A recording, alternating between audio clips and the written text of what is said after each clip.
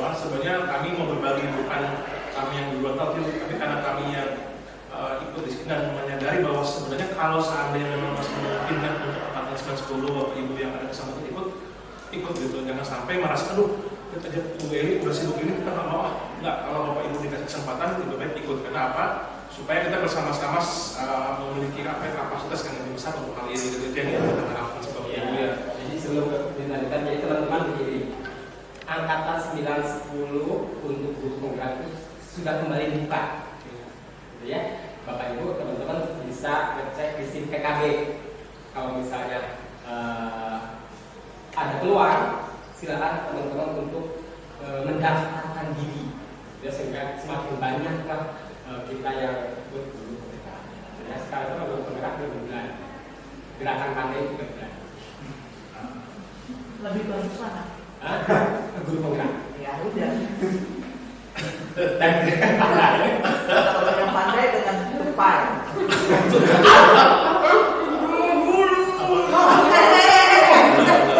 Belum bisa kan? Nanti dipotong deh.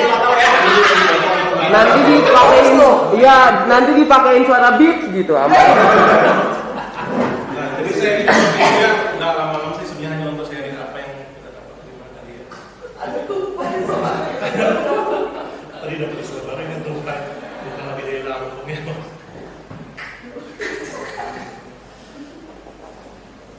Sebentar ya.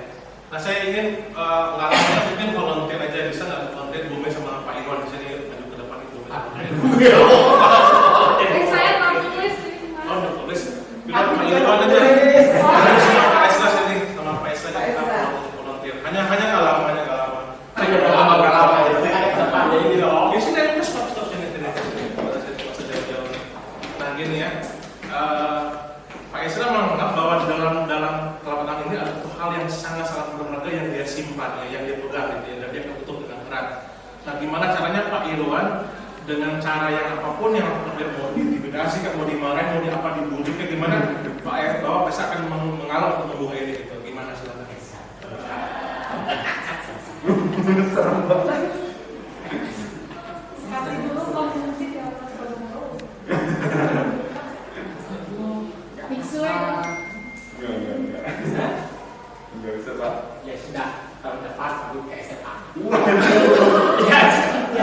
Kalau enggak jadi sekretaris. Oke, di sekretaris. Kalau enggak di bagian ini depan front office. Pilih mana? Kalau dengan SMP, dibuka, kita sama-sama melihatnya. Kalau enggak, ya kamu pilih aja. Ya yang lain sama. Gile dia nggak mau. Nggak mau berarti. Karena ingat waktu ya, sebenarnya kalau kita berbagi dengan Pak Iwan dulu sama tadi. Nah, sebenarnya kalau tadi Pak Esra pernah dulu itu kan namanya fungsi kontrol ya, bahwa kita semua bisa mengontrol diri sendiri ya. Ada teori yang dibilang, saya nggak sampaikan di sini, bahwa ketika orang dibujuk dengan apapun, ketika dia menyadari bahwa dia bisa mengontrol diri sendiri, maka dia tidak akan terpengaruh dari informasi eksternal dari luar. Ada satu video yang sebenarnya saya lihat ini, kalau benar-benar bisa ditonton ya. Saya bisa, tadi kita bisa nonton. Tadi sempat ini tadi. Ira, dari Ira. Swasta. Ini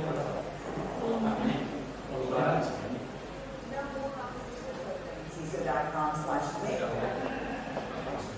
Psychologists at Stanford found that kids who can include one of these do better at school and in life. So we set up our own marshmallow test to see what would happen and what parents have learned about teaching our children self-control. It's a marshmallow, but it's not just the marshmallow. Do you like marshmallows? India.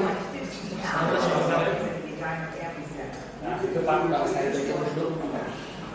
ini jangan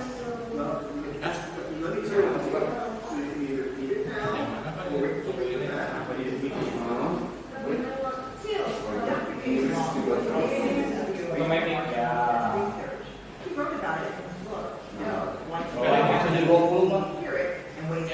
Yang bawahnya jadi 20. Oh, 20. bagus ya. And a million, the ability to wait for seven Nah, Indonesia. amazingly strong predictor of their success in school. Nah, agak kita Apa nih? Can you go professional tell you about kids? Psychologists at Stanford found that kids who could hold on to eating one of these did better in school. Jadi ini masih teori dokter. Ini dia menguji tentang marshmallow test anak-anak ya tentang mengendalikan diri. It's a marshmallow. But it's not just a marshmallow. Do you like marshmallows? Yeah, it's what's going to make the next 15 minutes feel like 15 hours for the kids at the Edina Family Center. You can either eat this marshmallow now. Indonesia marshmallow. Well, just let me tell you what the deal is. So you can either eat it now or wait until we come back and you get to it. I want two. Dr. David Walsh is a big fan of the original marshmallow test research. He wrote about it in his book, No, Why Kids of All Ages Need to Hear It and Ways Parents Can Say It. The genius of the experiment, however, was that they followed those children for 18 years. And Amelia, the ability to wait for the second marshmallow was an amazingly strong predictor of their success in school, their adjustment, their happiness, even their popularity. What does it mean when a child does eat the marshmallow? Now, we're not predicting that any of these kids are going to be either good at self-discipline or not. What we really want to do is help parents try to figure out how can we help our kids develop more self-discipline. Because we do know from a tough Ya. Nah, sebenarnya Bapak Ibu penelitian oleh Dr. David ini lebih kepada fungsi kontrol anak ya. Ternyata dibikin penelitian bahwa anak-anak yang diuji dengan marshmallow itu tanpa memantau orang tua dan langsung mengambilnya itu rentan di 10 tahun ke depan untuk terjatuh dengan narkoba mudah-mudahan yang di luar itu ya. Tapi anak-anak yang dikontrol bahwa dia tahu bahwa itu belum boleh dimakan, itu justru dia malah setelah 15 tahun itu dia punya potensi yang lebih baik dan dikatakan sukses karena dia punya fungsi kontrol diri sendiri gitu. Nah itu yang kenapa kita mengajak Bapak Ibu sama-sama kita mau baca. Mungkin kita udah tahu istilah ini budaya positif kan sesuatu yang kita kembangkan di sekolah, bahkan di kelas kita pernah kurikulum sering membuat informasi bagaimana kita membuat sebuah kelas komitmen ya, kelas ya, bahwa nanti kalau kelas komitmen seperti A, seperti B kan ada. Nah ini kita akan bahas sama-sama secara cepat Bapak Ibu ya. Nah kita udah tahu Bapak Ibu ya, akhir Desember kemarin kita nonton bola dan banyak orang langsung tiba-tiba fans mendadak ke toko ini gitu ya, seorang legend, bahkan dia diberikan istilah GOAT gitu kan ya, atau apa namanya greatest of all time. Jadi dia seorang legend di sepanjang masa gitu kan ya, karena dia mengakhiri karirnya itu dengan dengan luar biasa sampai ke tahap ke dunia. Tapi kalau saya pribadi Bapak Ibu ya, dari sisi ini memang semua orang pasti tertuju kan ya, Argentina kan ya, ke Messi. Ada satu hal yang saya amati, mungkin Bapak Ibu juga pernah amati tentang ini ya, Jepang gitu kan ya. Jepang itu mereka di setiap perhelatan Piala Dunia selalu ada fansnya yang membersihkan itu ya, fansnya sampah ya. Nah saya pakai mereka punya yang namanya keyakinan namanya osoji, artinya membersihkan diri, membersihkan hal-hal yang sifatnya kurang baik yang namanya kagare. Kagare itu sesuatu yang kotor, yang najis, yang tidak pantas menurut agama Shinto kan gitu. Jadi mereka menggunakan nilai ini. Nah saya penasaran kenapa bisa begitu Jepang melekat dengan nilai yang namanya mereka mau membersihkan tanpa disuruh, rela membersihkan. Itu kan satu hal yang luar biasa ya. Artinya dari nilai agama yang Shinto itu mereka bawa kepada kebiasaan sehari-hari dan bahkan ke sekolah kan ya. Itu kenapa dikatakan Jepang itu benar-benar mereka sangat-sangat memegang yang namanya keyakinan, nilai itu penting, itu osoji. Bahkan yang ini ya, terakhir yang ada ketika mereka selalu mengakhiri di bensin ya, ruang ganti itu ketika mereka ruang ganti selalu mereka membuat yang namanya apa? Origami kan ya, yang bentuk suruh. Itu kan yang menunjukkan apa harapan dan semangat. Jadi mereka memberikan semangat, walaupun ada nanti yang masuk ke situ, pemain dari negara lain mereka tetap mendapatkan kata-kata semangat dari Jepang. Itu nilai juga, nilai keyakinan yang ke Jepang. Bahkan yang ini kan ya, ketika si pelatih Jepang Hajime Moriyasu ya, ketika dia Jepang melawan Kroasia ya gitu ya, kalah, si Hajime ini datang ke lapangan dan dia membunuh dia dengan ojiki. Itu kan nilai keyakinan yang di Jepang. Jadi tiga nilai ini yang bersih-bersih, kemudian memberikan semangat lewat origami dan juga ojiki itu lewat bersikap menghormati. Nah, saya membayangkan Bapak Ibu bayangkan Jepang dengan nilai-nilai seperti itu bisa menjadi budaya yang semua orang dunia bisa melihatkan ya. Orang-orang yang ketika ke dunia pasti kan tahu Jepang memiliki yang namanya seperti itu, bersih-bersih, menghormati, memberikan semangat. Nah, berawal dari ini Bapak Ibu saya ingin kembali kita sama-sama masuk ke yang namanya keyakinan kelas. Nah, menurut Bapak Ibu ya, secara ini aja cepat ya, mengapa keyakinan kelas, mengapa tidak peraturan kelas saja gitu? Mengapa bukan peraturan kelas? Per kelas harus bersih, kita buat A, buat B, buat tugas harus tepat waktu. Tapi mengapa bukan peraturan tapi keyakinan kelas gitu? Menurut Bapak Ibu kira-kira? Kalau peraturan cenderung dari luar atau keyakinan dari dalam. Iya. Kalau peraturan kan dari luar yang kita buat ya, tapi kalau ini lebih dari dalam sendiri yang lahir dari kartu sendiri ya. Lalu mengapa ya ini nggak ada yang paling salah benar ya, yang penting Bapak Ibu punya pandangan yang sama bahwa kita memahami bahwa kalau itu lebih kepada nilai-nilai yang ada dari dalam sendiri. Yang kedua, mengapa adanya keyakinan kelas penting untuk terbentuknya sebuah budaya positif? Dorong karena diri sendiri sama kayak tadi yang dipakai tadi ya, nilai apa tadi nilai itu pada nilai tadi ya, ojigi, unikan bentuk suruh dan osmoji itu ya yang membersih-bersih itu kan dari diri sendiri ya. Ketika mereka belajar tentang itu, mereka membiasakan dan menjadi kebiasaan yang betul-betul berdampak baik gitu ya. Nah betul karena diri sendiri kan. Kemudian bagaimana mewujudkan sebuah keyakinan kelas yang efektif? Ya tentu kalau kita sama-sama nanti membahasnya di sini ya Bapak Ibu ya. Saya akan memberikan. Nah ini yang dua pertanyaan yang menarik itu. Pertama, mengapa kita memiliki peraturan tentang penggunaan helm pada saat mengendarai kendaraan bermotor roda 2? Kenapa kita memiliki peraturan tentang penggunaan helm? Ada yang bilang apa? Takut nanti ada polisi rahasia gitu, enggak kan? Lebih kepada apa? Selamatan kan ya, gitu ya. Kalau mengapa kita memiliki peraturan tentang penggunaan masker dan mencuci tangan setiap saat pada waktu pandemi? Ya, kesehatan dan keselamatan, bukan karena kita takut corona, tapi lebih kepada kesehatan dan keselamatan. Nah, Bapak Ibu tadi kita bicara tentang keselamatan, terus itu kan yang namanya nilai keyakinan. Nah, nilai keyakinan ini memang yang diharapkan dengan sangat kita bisa nanti bawa ke lingkungan sekolah yang mungkin lebih kita coba rumuskan secara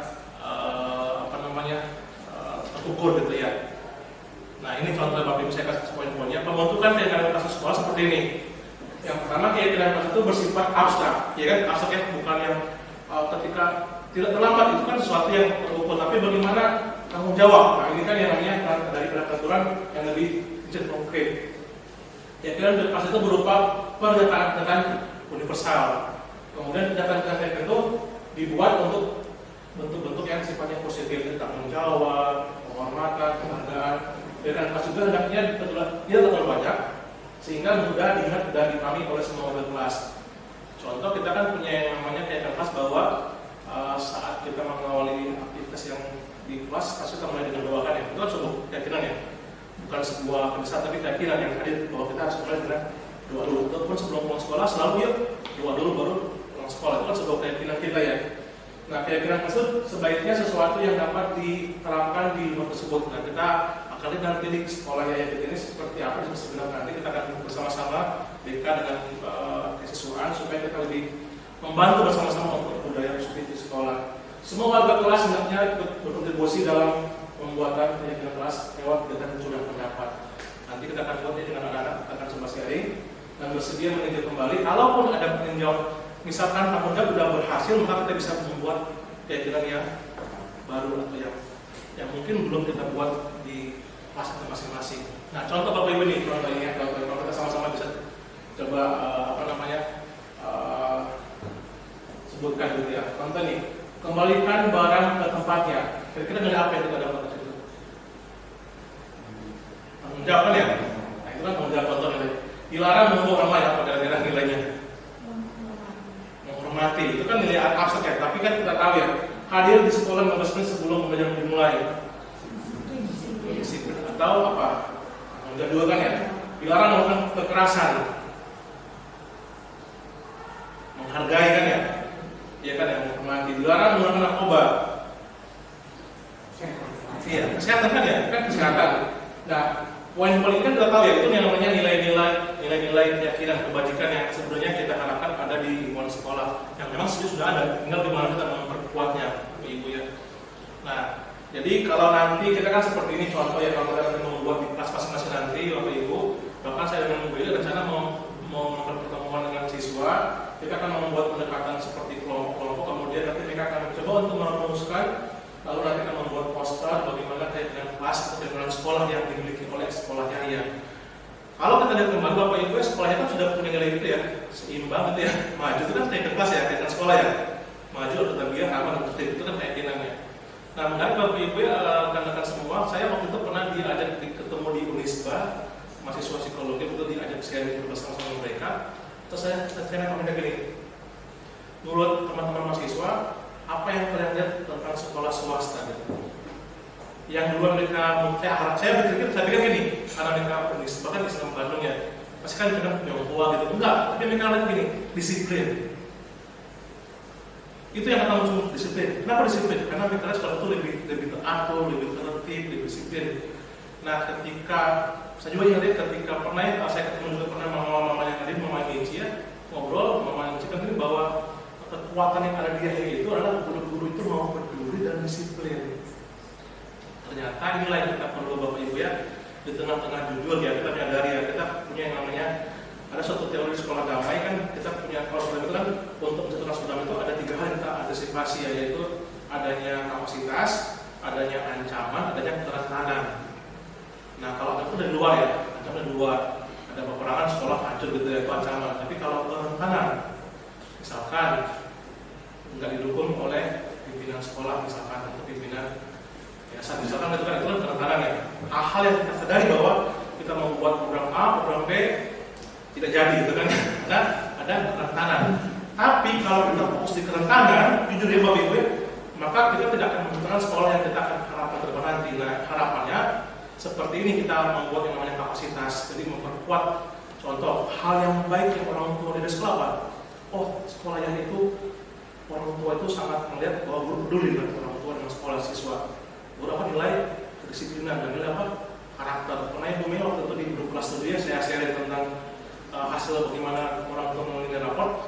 Banyak orang tua merespon dan ada namanya Cheryl ya misalnya. Bu Sono memberikan highlight bahwa kami senang kalau sekolah peduli dengan karakter anak kami. Berarti ini kekuatan kita kan Bapak Ibu ya, bahwa ya itu SMP itu punya kekuatan itu karakter dan disiplin itu. Nah, itu yang kita harapkan. Nah, ini cuma beberapa contoh aja Bapak Ibu yang kita sama nanti kalau Bapak Ibu nanti mau rencana secara kita akan buat bersama-sama. Contoh gini, kayak kelas 7, ini kan kelas 5, kelas 9 hormat bekerja diterima dimiliki. Ini kan ya, kami meyakini bahwa sangat penting untuk menghormati. Ini kan yang mungkin bisa ditempel di kelas masing-masing kan ya. Nah, mungkin di kelas yang Pak SK punya yang sendiri, kelas 7A, 7B, khususnya 7A punya sendiri. Nah, itu kan kita buat rapi. Kalau kita buat ini bersama-sama dalam konteks sekolah, akan memperkuat yang namanya program kesiswaan ke depan. Jadi mempermudah kesiswaan untuk menolong siswa-siswa dalam hal kedisiplinan. Nah, kalau contoh gini ya, nilai hormat. Ini kan nilai hormat ya. Saya cepat aja. Contoh kan yang terlihat kan datang tepat waktu. Tapi kalau yang agak sedikit tidak tampak seperti itu, sesuatu yang mungkin sering tak temui. Sering hadir terlambat. Itu kan nilai hormat. Semua tahu nilai hormat. Tapi kita mengukurnya seperti apa? Dengan bentuk seperti menyapa teman dan guru. Berarti apa? Terlihat kan ya? Dia menghormati. Tapi kalau nggak apa? Tak acuh kepada teman guru. Makanya saya kata Bapak Ibu tadi mungkin ke depan nanti Pak Isra yang nilai ya. Kalaupun nanti ada mulai lagi gerakan 5S ya di depannya. Karena kalau saya amati ya, kalau anak yang saya kenal mereka menyapa. Tapi kalau anak yang nggak terlalu gimana, mereka acuh-acuhkan ya. Nggak usah lewat itu. Ada pagi nak, pagi bu, pagi pak gitu kan ya. Nah itu pun kita akan kembalikan lagi apakah ada nilai yang hormat atau menghargai. Itu yang kita kembalikan lagi ya. Kemudian contoh seperti ini ya, rasa terima dan seterusnya ini saya skip aja. Tapi kita memahami bahwa kalau kita mengukur bahwa apakah ada di sekolah tentang contoh ya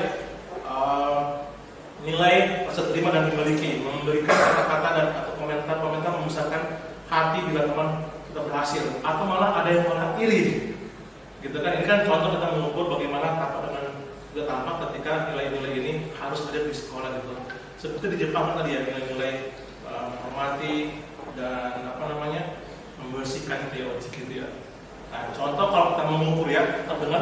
ada yang mengatakan seperti ini, yuk saya bantu, itu kan hal yang baik ya. Ketika Bu Mila di bawah itu, Bu Mila ada yang saya bisa bantu nggak? Itu kan hal yang baik ya. Berarti ada nilai keyakinan yang muncul di situ kan ya. Apa terlihat? Dia berempati terhadap orang lain. Dia mau berbagi, malah kan berlaku senyum ramah, memberikan postur yang lebih tenang, nggak seperti yang agak sedikit gitu atau meminta salam namaste gitu kan. Lagi ibu, pakai mbak, lagi pak, itu kan satu hal yang terukur kalau kita melihat keyakinan kelas tentang hormat yang tadi ya. Dan seterusnya kalau kita membuat seperti ini kita akan buat lagi. Nah, Bapak Ibu saya percepat aja karena mengatur waktu. Kalau kita sudah memahami tentang budaya seperti itu, saya nanti Bapak Ibu ada satu modul yang ini modul dari teman-teman di Presiden tentang disiplin positif. Saya akan share ke Bapak Ibu. Ini kalau kita mau baca-baca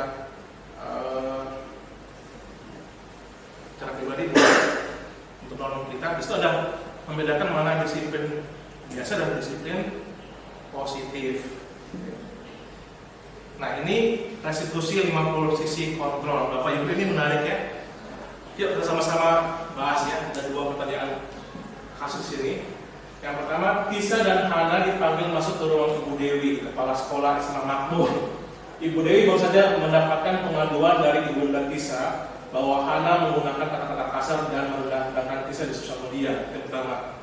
Yang kedua, Anto jarang sekali hadir di pembelajaran jarak jauh. Ini contoh ya, mungkin kita bisa dulu keluar kita apa ya. Dan pada saat hadir pun, Anto seringkali menggunakan kata-kata kasar di kolom chat mengejek teman-temannya. Hal ini sudah sangat mengganggu dan beberapa orang tua murid yang mengikuti pengajaran daring mengeluhkan tentang perilaku Anto dari pelajaran jarak jauh. Bapak Ibu, ya kan film aku saya komentar kepala sekolah ya. Kalau Bapak Ibu nanti sebagai kepala sekolah atau kepala sekolah atau wali kelas, penerapan disiplin apakah yang akan kita lakukan untuk kasus Hana dan kasus Anto? Kira-kira Bika di mana kalau Bika? Kalau kasus seperti ini, ada anak yang kasus pertama kan merendahkan si Tisa di sosial media, kasus kedua si Anto juga melakukan jarang hadir, udah ngecek juga teman-temannya. Kira-kira gimana? Ya, saya akan panggil secara khusus sama Panggil secara khusus gitu ya? Ya, saya akan ajak bicara sambil menunjukkan misalnya ya laporan. Tapi saya tidak menyebutkan nama ya Pak ya, menyebutkan nama siapa yang lapor. Yang kamu dengar, kamu seperti ini, begitu. Terus saya tanyakan lagi apa alasannya dan mengapa kamu lakukan hal seperti itu, gitu. Nanti kalau misalnya dia sudah memberikan jawaban atau penjelasan, saya perlu konsultasi juga dengan guru BK untuk melakukan apa yang tindak lanjut seterusnya dan juga dengan kesiswaan yang pasti ya Pak ya. Dengan kesiswaan juga karena pasti akan selalu berhubungan gitu. Tiba-tiba tahu ya prosedurnya keren gitu, terima kasih. Ya pasti kita punya pendekatan-pendekatan yang kita harapkan dan itu memang kalau saya amati justru di sekolah swasta seperti SMP itu punya cara yang lebih baik sebenarnya kalau kita bandingkan dengan ada beberapa sekolah yang mungkin belum memahami secara culture itu ya bagaimana pemanggilan anak orang tua bagaimana penanganannya. Itu yang menarik Bapak Ibu. Kita udah punya catatan di situ ya. Nah kalau kita kembalikan pada konteks tadi ya bahwa program disiplin positif itu berpusat pada murid. Artinya apa? Ini menurut si Dian Gosen ya dengan pendekatan restitusi yang disebut 5 posisi kontrol. Nah Bapak Ibu jujur saya juga pada akhirnya ya bukan gini. Ada saya menggunakan posisi yang seperti itu. Ada ya pada waktu saya mungkin lagi mungkin dalam kondisi yang tenang, saya menggunakan posisi yang teman, manajer. Tapi kadang-kadang kalau kita lagi ribet banyak itu yang hal yang kita lakukan, tiba-tiba kita berperan sebagai posisi yang namanya posisi penghukum, gitu malah ya terjadi ya. Nah, coba Bapak Ibu kita lihat sama-sama ya. Nah, Diana Gosen itu dalam bukunya restitusi besar saya 10 Desember itu mengatakan gini, boleh dibaca Pak Esa? Bahwa guru ya dalam hubungan restitusi dan restitusi disiplin mengemukakan bahwa guru perlu meninjau kembali penerapan disiplin di dalam membangun kelas mereka selama ini. Apakah telah efektif, apakah berpusat, memerdekakan, dan memandirikan murid, bagaimana dan mengapa. Melalui serangkaian riset dan berdasarkan pada teori kontrol berbagai dasar, Gosen berkesimpulan ada 5 posisi kontrol yang diterapkan seorang guru, orang tua, ataupun atasan dalam melakukan kontrol. Kelima, posisi kontrol tersebut adalah penghukum, pembuat rasa bersalah, teman, pemantau, dan manajer. Mari kita tinjau lebih dalam kelima posisi kontrol ini. Sama-sama ya. Nah, saya ini dulu ya, contoh dulu video supaya Bapak Ibu langsung ke gambarannya dulu ya. Ini contoh videonya, kita tonton dulu ya.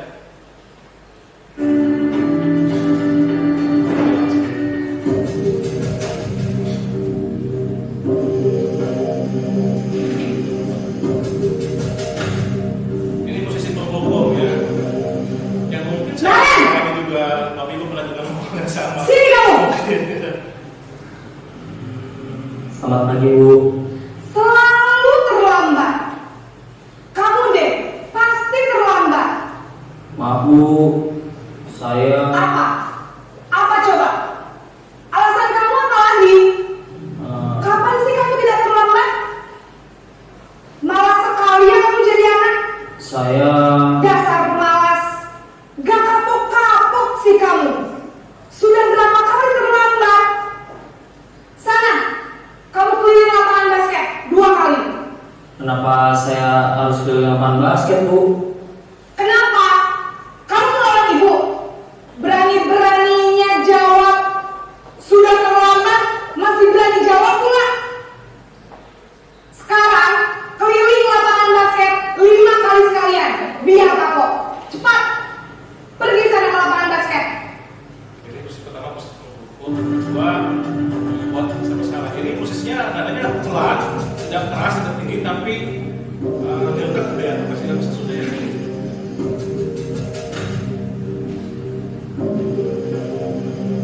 Naren!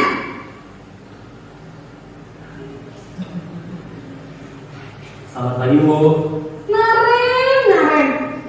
Kamu kenapa terlambat lagi, nak? Ya Tuhan, Naren. Kamu senang ya bikin ibu susah ya? Kalau kamu terlambat lagi, nanti ibu yang ditegur bapak kepala sekolah, nak. Disangka ibu tidak bisa meminang kamu. Gimana ini? Maaf, Bu. Duh, Gusti Naren. Kamu suka ya kalau ibu ditegur bapak kepala sekolah? Terus, sekarang ibu harus tulis apa yang di buku absen? Ini kamu sudah sering terlambat loh. Ibu harus apa coba? Maaf, Bu. Maaf sekali. Ya sudah, lain kali jangan bikin ibu susah lagi ya nak ya. Ibu tidak akan kuat lagi kalau kamu gini terus. Bisa jantungan kalau ibu ditegur bapak kepala sekolah. Sana cepat ke kelas. Maaf ya, Bu. Maaf sekali. Posisi pembuat rasa bersalah berbicara dengan nada tenang.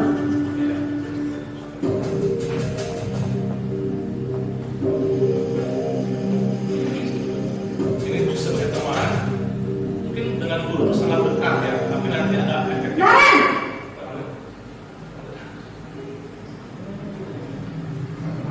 Selamat pagi, Bu.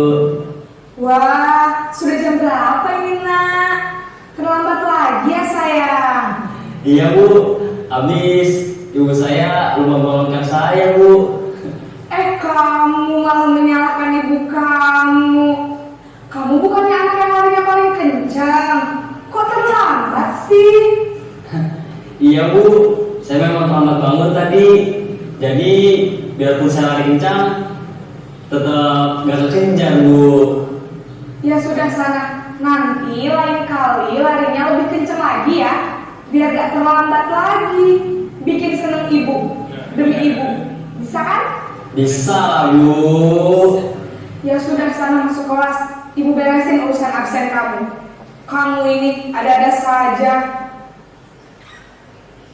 Ini posisi pemantau, monitor, dia main di data, gitu. Tapi tidak sebagai nanti akan ada sebentar ya.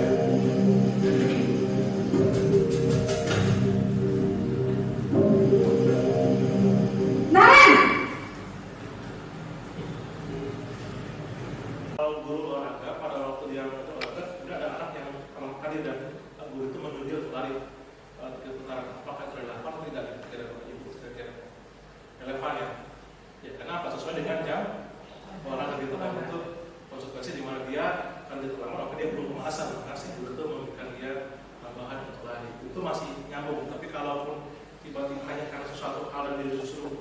pusat secara fisik itu jauh dari apa yang namanya relevansi disiplin. Nah, itu kita menggunakan posisi yang namanya hukum. Sehingga yang terjadi adalah seperti ini kata-kata yang muncul ya. Jujur Bapak Ibu, mungkin itu pengalaman yang sama Bapak Ibu biasa juga belajar UI ya. Ada hampir semua waktu itu kami di sini pada sharing, wah saya dulu kayak gini katanya, saya dulu kesel kayak gini gitu kan ya. Nah, hal-hal ini yang kita berharap akan memperbaiki secara tahap demi tahap, dan harapan memang kadang-kadang kalau kita menggunakan khusus hukum ini seringkali kita mengharapkan apa yang kita butuh berhasil, walaupun mungkin akhirnya efek kepada hal-hal yang tidak kita harapkan. Atau malah seperti ini, membuat rasa bersalah. Mungkin kata-kata yang itu lembut banget gitu, tapi membuat aku sampai betul-betul merasa bersalah banget, menggunakan keinginan yang membuat orang lain merasa nyaman. Kata-kata yang dipakai berapa kali, Bapak harus tahu kamu ya. Gimana coba kalau orang tua kamu tahu kamu seperti ini, dan kata-kata yang dipakai membuat anak itu menjadi terluka dalam menghadapi, maka merasa dia berharga, bukan mengecewakan orang di sebenarnya gitu ya. Kalau di teman, nah ini teman kadang-kadang kita maksudnya teman ini balik Bapak Ibu ya, kan lebih kepada hubungan ya antara guru dengan anak, relasi kuat tentu kan ya. Saking dekatnya anak itu merasa bahwa butuh guru favorit saya gitu. Ini teman. Tapi Bapak Ibu, murid pun bisa mengecewakan. Kenapa? Karena dia merasa asik kok ada Pak ini, misalnya ada Ibu ini kok, jadi nggak masalah kok. Akhirnya menjadi apa? Kompromi, karena menganggap guru itu sebagai teman dekat gitu. Jadi nggak perlu apa-apa kalau seandainya saya buat kesalahan kecil gitu. Sehingga apa terjadi? Murid hanya akan berpihak untuk guru tertentu. Jadi dia akan melakukan sesuatu karena guru si A, bukan karena peraturan secara keseluruhan. Oh, karena si misalkan ya, karena Pak Iwan mas saya mau, bukan aja, tapi kalau memang nggak mau gitu. Nah itu kan jadi membandingkan ya. Kalau si guru A ikut, tapi si guru B nggak gitu. Nah itu yang terjadi kalau kita memposisikan sebagai musik kontrol teman. Dan tentu murid akan tergantung pada tersebut. Ini yang kita coba. Mungkin lebih banyak evaluasi ada yang seperti yang terjadi yang kita alami. Tidak ada murid dia itu berani aja ngomong sama si guru A, tapi padahal dia punya wali kelas yang bisa menolong tugas aja gitu.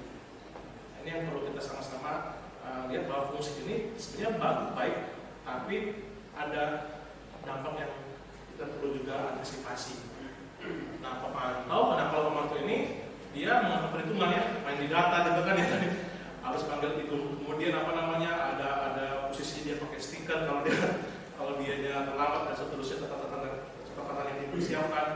Nah, ini sebenarnya sih lebih kepada teori stimulus respon. Artinya gini, mengajak untuk anak itu merespon, cuman dalam mengontrol ini itu sebetulnya guru yang datang mengontrol sepenuhnya, bukan dari guru sendiri yang menyadari bahwa itu kesalahan dari guru sendiri. Itu pemantau. Kalau manajer, nah seperti ini manajer yang kita bisa sama-sama, di mana guru berbuat sesuatu bersama dengan murid. Jadi ada sebuah kesepakatan yang dibuatkan di kelas maupun di sekolah.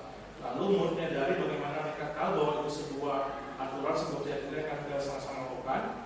Nah, kenapa? Tadi kan kalau Bapak Ibu tadi video ya, apa yang kita yakini. Jadi kembali kepada apa yang kita yakini. Nah, kalau kembali tadi yang saya sampaikan tentang yang orang Jepang tadi ya, bayangkan mereka agama Shinto tapi punya budaya yang begitu orang kenal. Mereka mau bersih-bersih, mereka mau menghormati, mereka mau memberikan support gitu ya.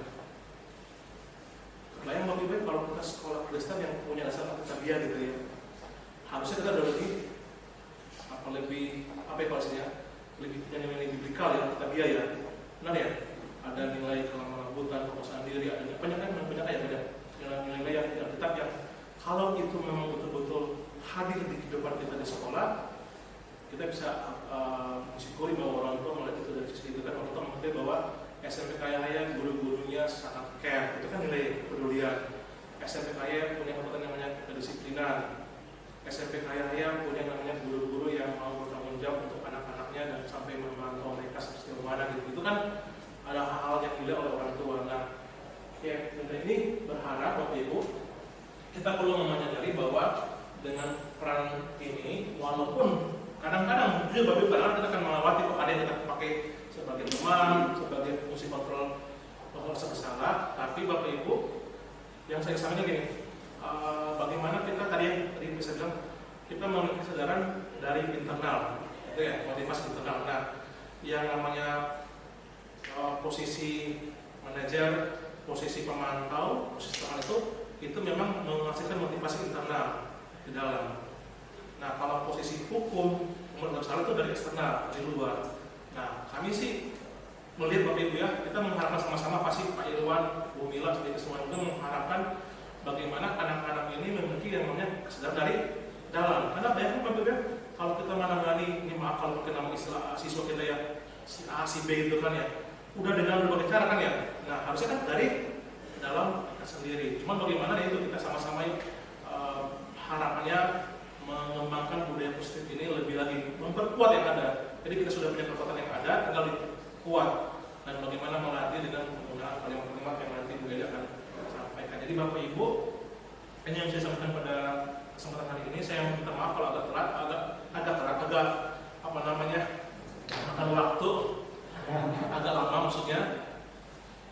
Tapi bagi saya pribadi, Bapak Ibu, ini buat saya pribadi ya, saya sendiri walaupun baru 14 tahun ya mungkin ya, tahun ini mengajar, saya melihat bahwa ini hal yang baik untuk saya. Jadi bagaimana kerentanan itu ada pasti di sekolah kita, ada kerentanan pasti ada. Tapi bagaimana kita melakukan proses guru supaya kita betul-betul masih dilihat oleh orang tua, punya yang namanya kepedulian, punya yang namanya komitmen untuk disiplin dan tanggung jawab kepada sekolah, kepada anak, dan itu yang kita harapkan tetap ada terus gitu. Supaya orang tua tetap melihat bahwa ini yang menjadi bagian promosi kita di SMP Kayaya. Walaupun kita punya keterangan, tapi kalau kita berbesar kapasitas ini akan meminimalisir risiko itu. Gitu seperti itu ya. Terima kasih sebelumnya. Silakan Bu Eli.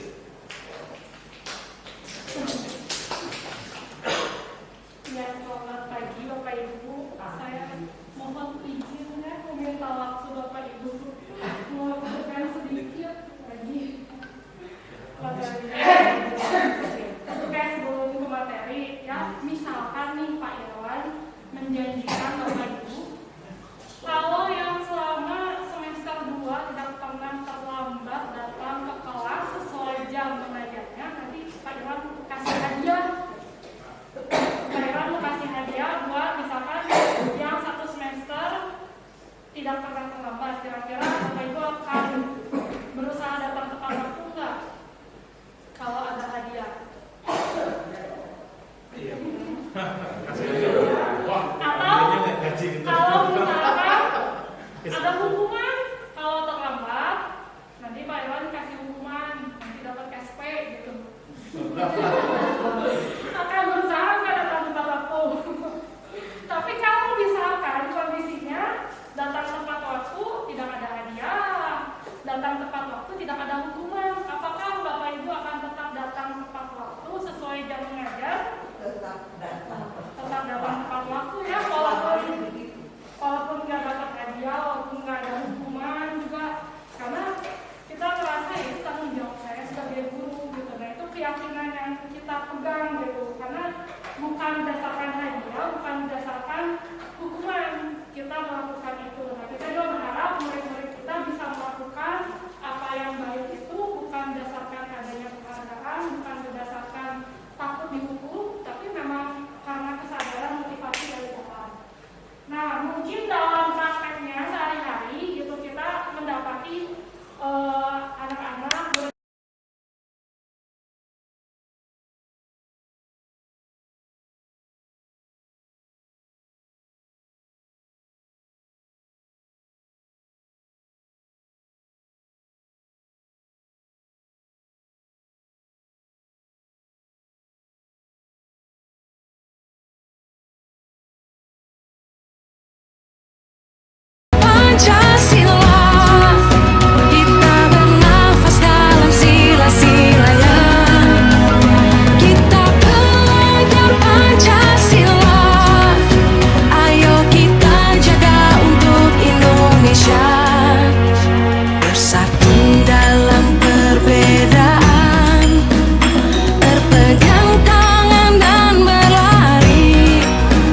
Singkirkan egomu, oh kawan.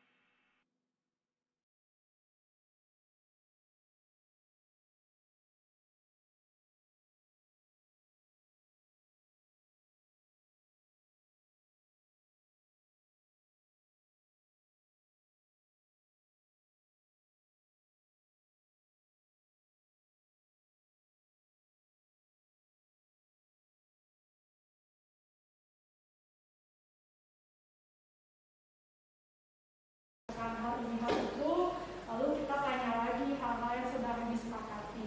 Dan ya kita berusaha biar sebenarnya solusinya juga datang dari diri mereka sendiri gitu. Kira-kira kalau dari kamu sendiri apa yang bisa kamu lakukan untuk mengatasi permasalahan kamu ini gitu. Nanti kita tuntut ya. Gitu. Nah kalau tadi dari 5 posisi kontrol itu yang menerapkan studi pidana restitusi itu sebagai manajer ya. Ya kita belajar sama-sama untuk kita menjadi guru-guru yang bisa menjadi manajer juga saat menghadapi permasalahan siswa-siswi kita. Ya sekian, terima kasih Bapak Ibu. Untuk kegiatan hari Senin Pak.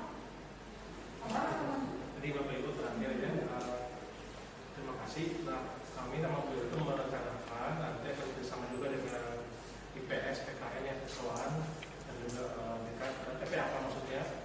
Di hari Senin pertemuan ini kami akan memberikan kepada anak bagaimana mereka sendiri yang menemukan bahwa nanti kita akan pakai pendekatan yang namanya FITS. FITS itu F, feel, imagine, do, and share. Jadi mereka itu sendiri di semester ganjil nanti kita akan coba berikan penelitian tematik masalah-masalah apa sih yang mereka temukan di sekolah khususnya di SPYA. Misalkan apakah nanti mereka menemukan ternyata ada siswa yang mungkin melakukan perundungan, atau ada yang mungkin mereka menemukan ternyata circle friend itu ternyata ada yang positif, ada yang juga menerima sebagai teman, contoh aja. Nah mereka akan nanti ketika menemukan itu mereka membayangkan kira-kira hal baik apa yang akan mereka lakukan sebagai sebuah keyakinan kelas akan mereka buat, yang nanti ketika menemukan itu mereka membutuhkan yang namanya imagine, membayangkan bahwa alangkah baiknya kalau kami menemukan yang namanya jalan keluar seperti A, seperti B misalkan pilihannya, lalu mereka mengerjakannya dan mereka akan membagikannya. Nah nanti mereka itu ada dua, bisa dalam bentuk via media sosial di sekolah, di sekolah, atau lewat poster-poster yang mereka dikerjakan di sekolah kita gitu ya. Jadi poster tentang keyakinan kelas atau keyakinan sekolah, misalkan tentang menghormati, tentang toleransi, tentang hal-hal yang bukan di kalian sendiri. Nah itu yang kita harapkan. Jadi teknisnya Bapak Ibu kalau oleh siswanya menilai lewat kelompok yang dipakai waktu itu, kelompok yang sipil begitu ya, kita akan pakai itu supaya kan antar kelas ya, tujuan pastinya kan bisa diskusi bersama-sama, dan nanti kita akan mencoba untuk merumuskan, dan harapannya ketika itu dari diri kita sendiri, kita sebagai guru tinggal memperkuat gitu. Nah mungkin kalau nanti di hasil nanti setelah saya membacakan ke anak-anak, Bapak Ibu juga kalau ada waktu bisa juga memonitoring kelompok tersebut bagaimana menemukan yang namanya sebuah kondisi yang kita lihat, contoh kan seperti ini ya. Mereka rasakan ternyata ada kondisi di mana kelas seringkali dalam kotor dan tidak rapi. Nah, mereka membayangkan gimana sih biar kelas rapi dan bersih, susah nyaman, gimana kira-kira? Oh, kita perlu membuat ini, misalkan membuat jadwal tiket yang seperti apa, atau membuang sampah, kalau sampah saya itu kan inisiatif ya. Nah, mereka bisa berikan dalam poster atau studi. Nah, ini kan contoh kalau kita berikan ya kita tanggung jawab ya, atau apa kira-kira kebersihan ya, misalkan ya. Kalau kita tadi sebut sedang kebersihan, maka ini menjadi kira-kira tentang kebersihan, betul yang kita kira bahwa seperti yang tadi penilaian dari nilai Osuji ya, yang itu contoh aja contoh itu ya. Supaya kini Bapak Ibu pas saya pribadi ini, supaya kita di sisi lain memang menolong siswa dari siswa ya, tapi kita membuka mereka bahwa bukan masalah aturan ABC ya, tapi bagaimana mereka sendiri menyadari bahwa ini sebuah kesadaran. Nah, sama tadi kayak seperti di negara Jepang, mereka punya kesadaran tinggi tentang hal tersebut, itu menjadi sebuah habit yang betul-betul dibawa ya. Benar itu Pak, negara Jepang ya. Maka saya ada YouTube ya, yang itu ketika kejujuran ya, ketika handphone si orang itu udah ketiduran di toilet, mereka akan pergi ke sebuah ruangan di mana ada ruangan untuk orang-orang kalau nggak hilang gitu kan ya, dan itu ada gitu. Nah itu kan berarti hal-hal yang benar-benar merupakan sebuah keyakinan yang mereka buat sebagai sebuah keyakinan untuk mereka biasakan gitu ya. Nah itu siapa tahu nanti ke depan berpengaruh ya, kita ke depan nanti warung kejujuran semakin untung nggak rugi gitu maksudnya. Mungkin gitu kan ya. Itu ya Bapak Ibu, terima kasih sebelumnya. Nanti Bapak Ibu kalau tidak keberatan 1-2 guru akan kita minta untuk tes apa yang mungkin sampai apa Perkenalkan, saya Irwan Wibisana selaku Kepala Sekolah SMP Kristen Yahya. Saya sangat mendukung untuk program-program dari guru penggerak bagi rekan-rekan saya di SMP Kristen Yahya. Terkhusus untuk kegiatan budaya positif, itu memberikan ruang kepada rekan-rekan kami, yaitu Pak Sony dan Bu Elizabeth, untuk memberikan motivasi kepada kami semuanya supaya pembelajaran di sekolah kami menjadi semakin lebih baik lagi. Kami percaya bahwa apa yang diberikan oleh rekan kami ini adalah hal-hal yang baik untuk kemajuan sekolah kami di SMP Kristen Yahya. Berharap bahwa dengan program guru penggerak ini dapat memajukan pendidikan Indonesia pada umumnya. Terima kasih. Saya Ibu Mila Yani Widodo di SMP Kristen Yahya. Saya menjabat sebagai kesiswaan. Nah, dari kegiatan yang dilakukan ini, saya belajar sesuatu hal yang mengajarkan kepada seluruh siswa SMP Kristen Yahya bahwa setiap langkah demi langkah dan permasalahan yang mereka hadapi itu akan mereka pahami bukan lagi sebagai satu aturan atau sebagai satu keharusan, tetapi kesadaran pribadi mereka untuk memperbaiki bahkan untuk menyelesaikan setiap masalah mereka. Dan ini sesuatu yang sangat membangun sebuah karakter seorang remaja dan akan melahirkan satu kedewasaan mentalitas yang baik. Jadi saya sangat mendukung dengan program ini. Baik, nama saya Mei, saya guru BK dari SMP Kristen Yahya.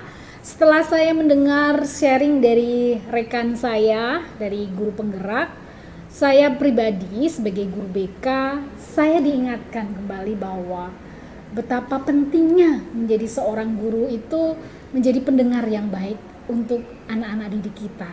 Ya, ketika mereka punya masalah, ketika mereka punya kesulitan, betapa pentingnya sekali kita sebagai guru menjadi pendengar, menjadi teman buat mereka semuanya. Sehingga dengan kita menjadi teman, menjadi pendengar yang baik, mereka pun mau menceritakan apa yang menjadi kesulitan mereka semuanya. Itu saja dari saya. Terima kasih. Halo, salam kenal. Perkenalkan, saya Ika.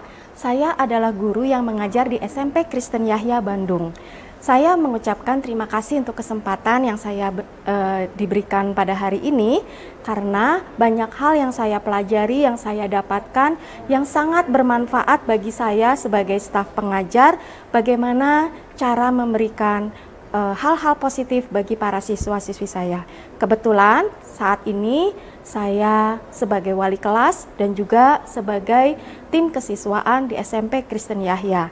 Di sini kami belajar bagaimana cara berbicara dengan anak, bagaimana cara kami menangani berbagai masalah dengan siswa, apalagi di masa-masa SMP ini banyak sekali masalah yang terjadi dengan berbagai karakter anak-anak kami.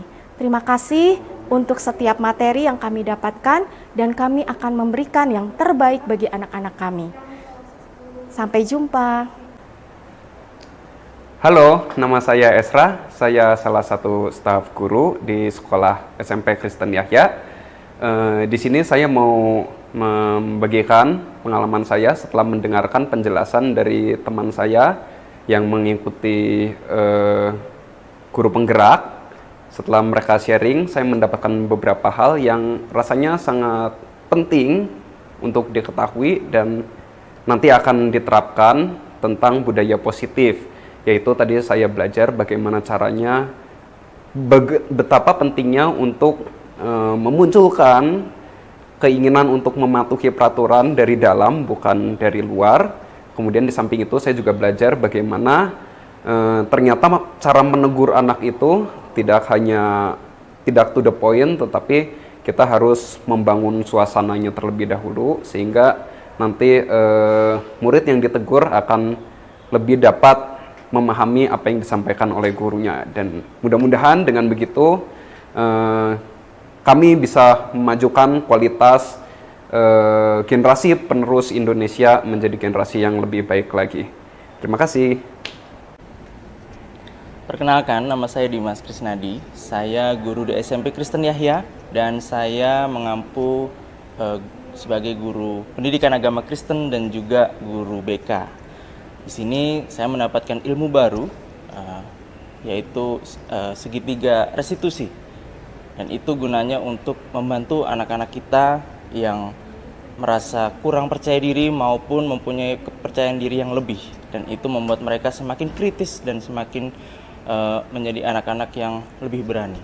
Bagaimana caranya kita bisa membantu mereka untuk menjadi anak yang lebih baik lagi, tanpa harus menjatuhkan mereka dan menyalahkan mereka.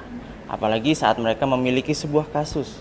Itu kenapa segitiga restitusi menjadi sebuah pilihan untuk bisa membantu mereka menjadi anak-anak yang lebih baik lagi dari sebelumnya.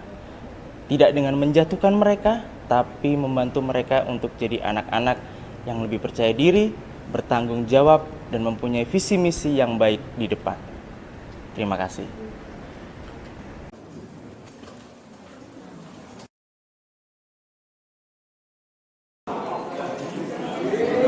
Selamat pagi. Oke, kalau selamat pagi, selamat pagi. Selamat pagi. Selamat siang. Selamat sore. Selamat malam. Ada semuanya. Kita udah beraktivitas sampai sore hari di sekolah. Oke, pagi ini tadi Bu Julia kok banyak yang berbeda ya Bu Julia. Anak-anak ada yang glowing, selamat pagi baru new hairstyle gitu ya. Ada lagi yang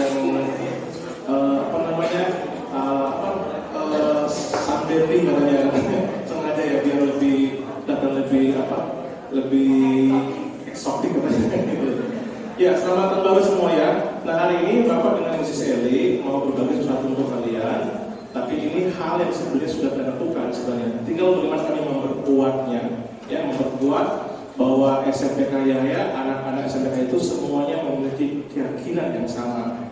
Ya, contoh nih, waktu kaliannya mau ujian, kalian pasti memiliki keyakinan bahwa kalau saya belajar, saya berdoa, maka Tuhan memampukan saya untuk bisa berhasil dalam ujian. Itu kan ya, sebuah keyakinan. Atau ini, waktu kalian berlatih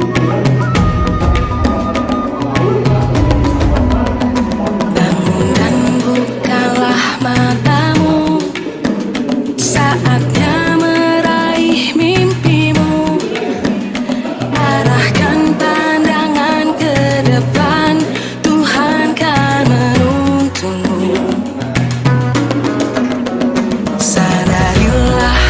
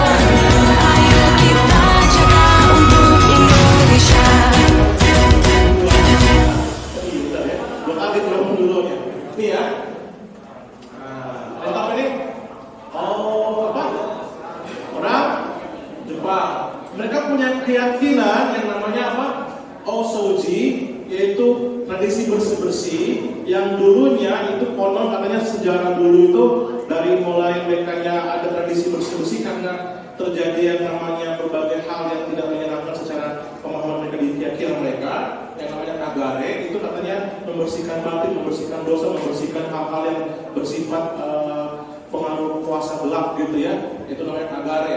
Nah, sehingga mereka namanya tradisi bersih-bersih dan itu sampai ke semua elemen, termasuk di sekolah yang namanya osoji. Kebayang ya? Nggak diminta loh ketika bersih-bersih, nggak dibayar gitu kan ya. Tadi mereka mau, ini inisiatif, sebuah keyakinan yang menjadi budaya yang kuat buat mereka dan ini diteruskan, ya kan ya?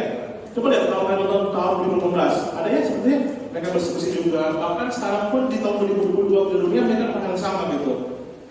Ya, itu nilai pertama loh. Keyakinan pertama oleh Jepang itu Osoji. Apa sama-sama namanya? Osoji. Yang kedua, nah ini kan lihat ya, di tempat mereka base mereka ganti baju ya. Itu setelah mereka entah mereka menang atau mereka kalah, mereka selalu menitipkan ini bersih loh. Bentuk origami yang bentuk suruh. Mereka kasih semangat atau harapan. Kalaupun siapapun negara atau tim yang akan nanti di situ, mereka melihat ada harapan. Ayo semangat.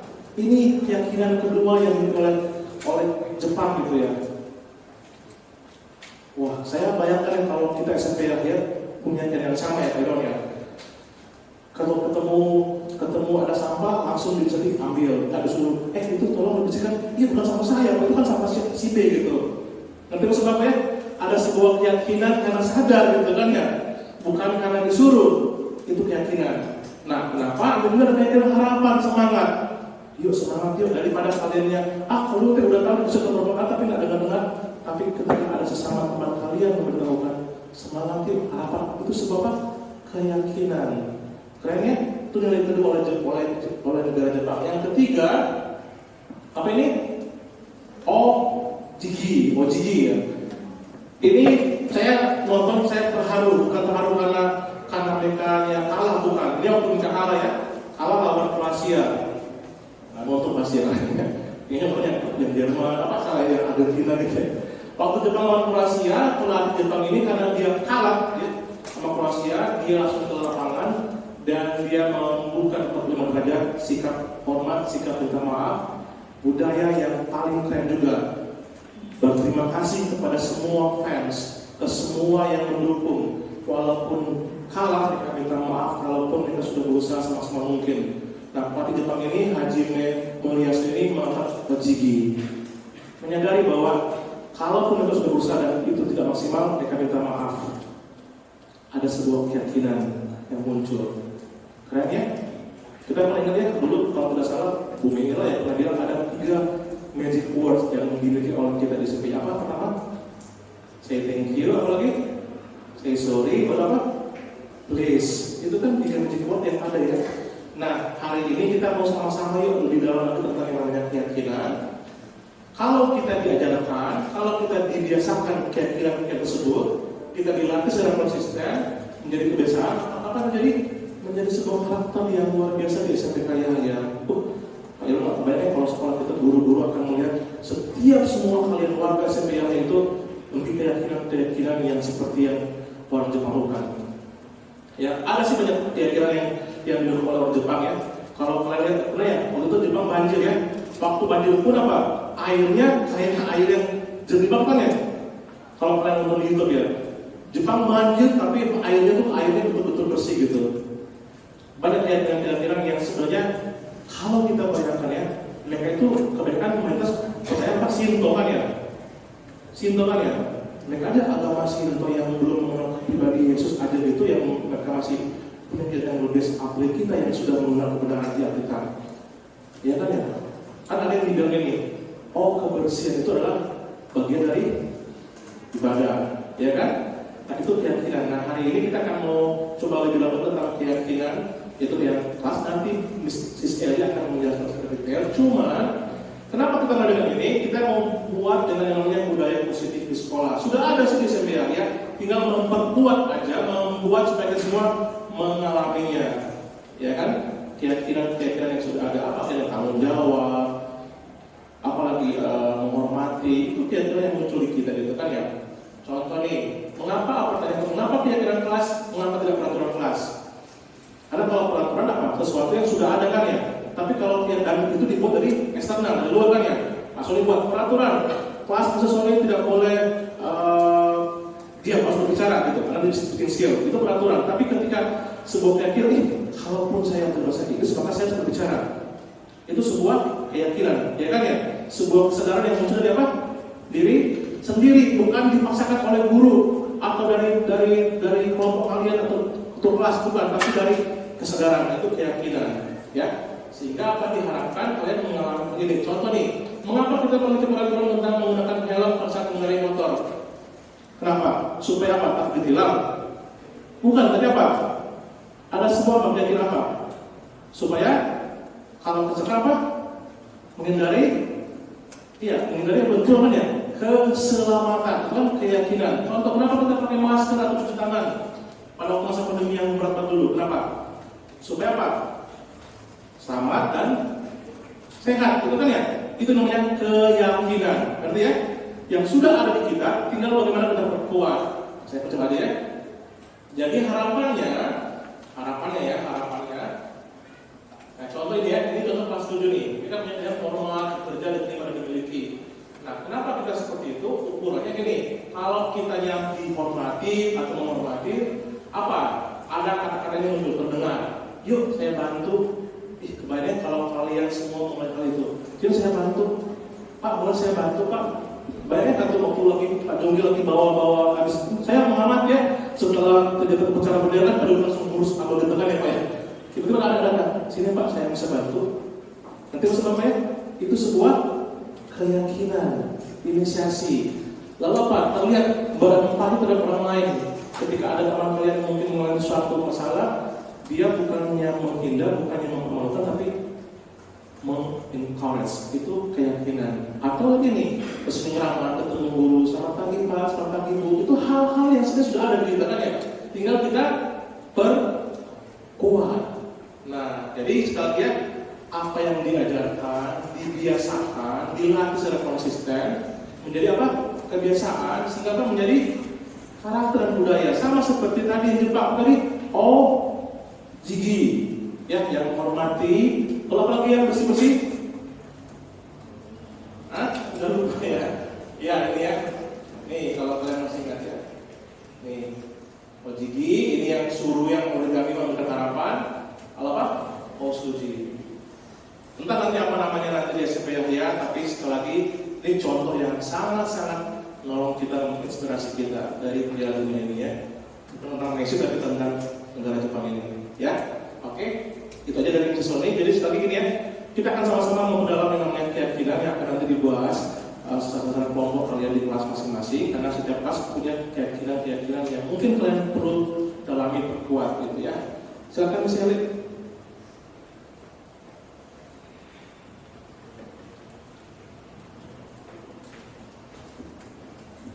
Ya, selamat pagi semuanya, kelas 7, kelas 8, kelas 9. Selamat pagi ya, selamat tahun baru ya. Ini pertama kali kita berjumpa kembali di tahun 2023 ya. Nah, mungkin tadi Mr. Sony sudah banyak menjelaskan tentang keyakinan kelas. Jadi memang keyakinan kelas gitu ya, itu harus terbentuk. Kalian akan berbuat sesuatu walaupun misalkan nggak ada hukuman kalau nggak berbuat itu, walaupun misalkan nggak ada penghargaan juga kalau melakukan itu, tapi kamu tetap melakukannya. Jadi misalkan lampu lalu lintas nih, kalau kamu melanggar juga nggak akan dihukum. Misalkan ya, kalau kamu melanggar juga nggak akan dihukum.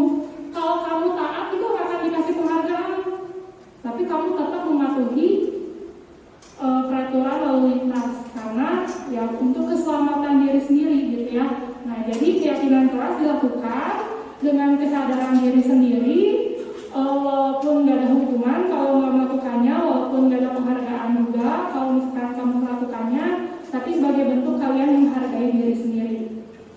Nah, ini pas banget ya momennya 2023, pasti kalian nggak tahu nih punya resolusi nggak tahun 2023. buat diri sendiri ya. Misalnya juga umum 2023, misalkan Miss Eli mau lebih rajin masak gitu ya. Nah, atau kalian nih punya resolusi apa tahun 2023 ya? Yang pasti satu hal yang positif. Tapi di pagi hari ini kita mau susun, ya ini sebagai bentuk resolusi juga, tapi bareng-bareng resolusi kelas ya. Kita mau bentuk keyakinan kelas sama-sama. Jadi pakai pendekatannya FITS ya. F-nya feel, imagine, do, sama share. Nah, feel itu kamu bisa flashback di semester 1, bisa kalian ingat-ingat lagi apa yang hal yang mungkin harus diperbaiki di semester 2 ini ya. Bareng-bareng nih tentang kelas, boleh gitu ya. Tentang kondisi keadaan kelasnya. Misalkan di semester 1 kelasnya itu suka kotor gitu kan, suka banyak sampah berserakan misalkan, itu yang kalian keinget waktu flashback gitu di semester 1. Atau misalkan di kelas aku masih belum bisa gabung semua, masih kayak ada circle-circle tertentu gitu, nggak bisa berbaur misalkan, itu yang kalian ingat ya. Nah, nanti kalian bisa diskusi sama-sama sama teman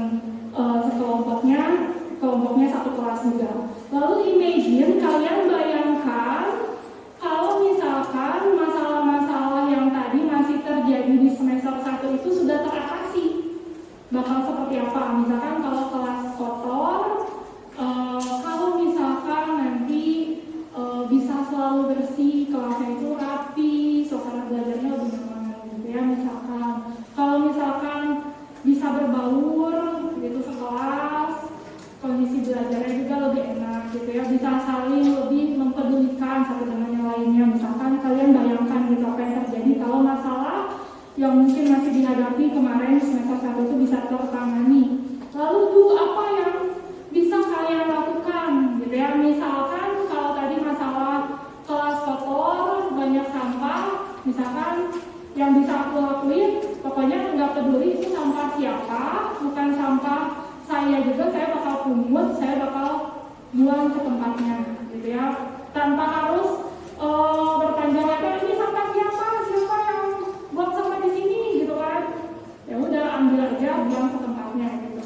Nah, share, gimana kamu bisa share gagasan kamu itu ke teman-teman. Misalkan nanti bikin poster, ditempel di kelas buat ngingetin teman-temannya, atau diposting di IG buat jadi inspirasi juga buat kelas yang lain ya. Nah, ini ada contoh. Nah, contohnya ini seperti ini, tentang kebersihan tadi ya. Itu feel-nya seringkali terlihat kelas yang kotor dan terdapat sampah berserakan. Nah, kelas siapakah ini ya? Nanti apakah ini menjadi masalah kelasnya atau bukan? Ini contoh aja. Imagine jika kelas sudah rapi dan bersih, suasana belajar akan lebih nyaman. Membuang sampah pada tempatnya sekalipun itu bukan sampah saya. Share, misalkan tadi membuat poster dan menempelnya di kelas, terus mempost di IG agar menjadi inspirasi bagi kelas lain. Contohnya seperti ini. Jadi sebentar kita akan diskusi dalam kelompok-kelompok. Nah, yang akan kalian diskusikan ini FITS ini ya, feel, imagine, do, share. Diskusikan masalah apa yang dihadapi sama-sama oleh kalian. Bayangin kalau masalah tersebut dapat terselesaikan, apa yang bisa kalian lakukan untuk menangani masalah tersebut, gimana kalian bisa share itu. Nah, hal ini tentang kebersihan, bisa jadi tentang pertemanan, tentang komunikasi yang baik. Mungkin semester 1 masih suka terdengar ngomong kasar gitu, atau suka ngejek-ngejek gitu misalkan ya. Nah, nanti kalian diskusinya per kelompok itu sama satu kelas. Boleh juga nanti minta pendapat dari wali-wali kelasnya ya. Kita langsung aja bagi kelompoknya. Bentar, bisa ambil ya.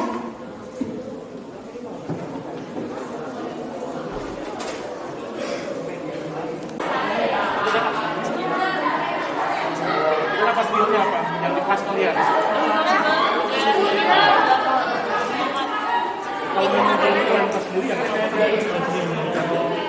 Jadi jangan lupa nanti kalau kan bikin presentasi terus nanti bikin posternya nanti. Jadi posternya poster sesuatu yang lebih kepada share apa yang perlu misalkan masalahnya apa, misalkan buat share berarti.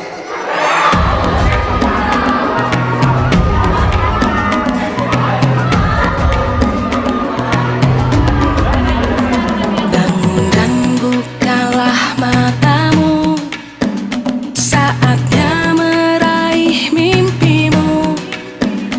Arahkan pandangan ke depan, Tuhan kan menuntun. Saya Lionel, saya adalah siswa SMP Kristen Yahya, kelas 7B absen 12.